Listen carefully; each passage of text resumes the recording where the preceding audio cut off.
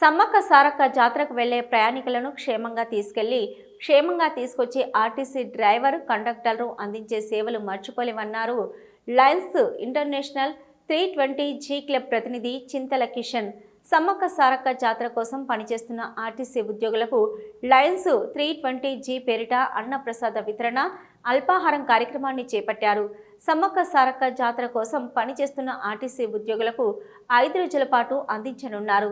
ఈ సందర్భంగా కిషన్ పటేల్ మాట్లాడుతూ సమ్మక్క సారక్క జాతరకు వెళ్లే భక్తులను క్షేమంగా తీసుకొచ్చే ఆర్టీసీ డ్రైవర్లు కండక్టర్లకు అన్నప్రసాదం అల్పాహారం వితరణ చేయడం ఆనందంగా ఉందన్నారు. 5 రోజుల పాటు ఈ కార్యక్రమాన్ని చేపట్టనున్నామని స్పష్టం చేశారు. ఈరోజు లయన్స్ ఇంటర్నేషనల్ 320G గవర్నర్ గారి అల్మల్ల రాజిరెడ్డి గారి ఆధ్వర్యంలో ఈ రోజు వరకు అన్నప్రసాద వితరణ కార్యక్రమం 174 రోజు చేపట్టడం జరిగింది.